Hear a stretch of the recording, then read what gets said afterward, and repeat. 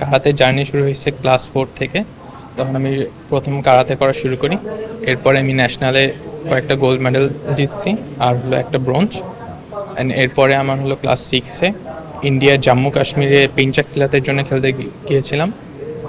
এরপরে হলো 2022 সালে আমার আবুধাবিতে হলো জুজুৎসু ইন্টারন্যাশনাল কম্পিটিশনে ওয়ার্ল্ড চ্যাম্পিয়নশিপে ওইখানে অংশগ্রহণ করছিলাম। গত 2025 সালে এই বছর আর কি 2025 সালে দ্বিতীয় ইউথ এশিয়ান চ্যাম্পিয়নশিপে একটি ব্রোঞ্জ পেয়েছি, যা আমি দোতে পেয়েছিলাম। আমি একটি স্বর্ণপদক অর্জন করেছি।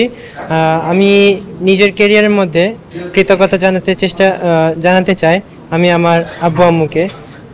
আমার আব্বু আম্মু থেকেই এই মার্শাল আর্ট জগতে ঢুকেছি। 2024 সালে প্রথম এশিয়ান যুব জুজুৎসু চ্যাম্পিয়নশিপে দুটি ব্রোঞ্জ মেডেল অর্জন করেছিলাম, যা ছিল দো এবং শো ইভেন্টে। চ্যাম্পিয়নশিপে সিলভার মেডেল অর্জন করে দেশকে রিপ্রেজেন্ট করেছি। আমি থাইল্যান্ড থেকে খেলে এসেছি।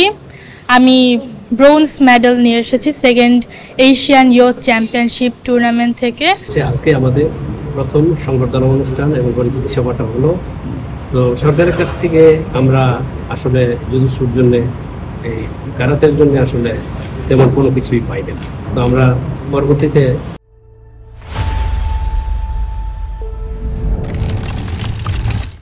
সরকারের কাছে আশা করি যেন আমাদের বিদেশে টুর্নামেন্ট হয়, দেশীয় বিভিন্ন টুর্নামেন্ট হয়, টুর্নামেন্টগুলিতে যেন আমাদের সরকার পক্ষ থেকে আমাদের সাহায্য সহযোগিতা করে।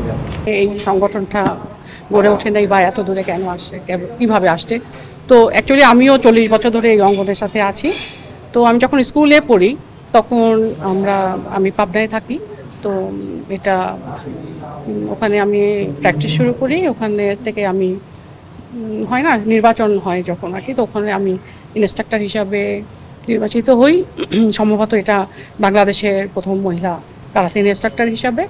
তো এরপরে আবার যখন আমরা ঢাকায় আসি পড়াশোনা করার জন্য, তখন আমরা কেন্দ্রীয়তে থাকি এবং অগ্রণী স্কুলে আমি শেখাই। তারপরে যখন এর মধ্যে আমার বাচ্চাও হলো এরকম শেষ, তো এখন যেমন একটা স্তর থাকে, একটা লেভেল থাকে, এই পর্যন্ত প্র্যাকটিস করলে এই মানে বেল্টগুলো পাওয়া যায়। আমাদের সময় আসলে ওইভাবে ছিল না, সুযোগ ছিল না। হ্যাঁ, অতটা সুযোগ তো ছিলই না। আর আমরা যে প্র্যাকটিস করব এটাও আমাদের পরিবার অত পছন্দ করতো না, মানে সবাই এরকম না, আমরা তো অনেক পিছনে ছিলাম। আর 40 বছর কিন্তু আসলে অনেকটা, হ্যাঁ, এত সোজা না। এখন তো দিনে দিনে অনেক বেশি উন্নতি হচ্ছে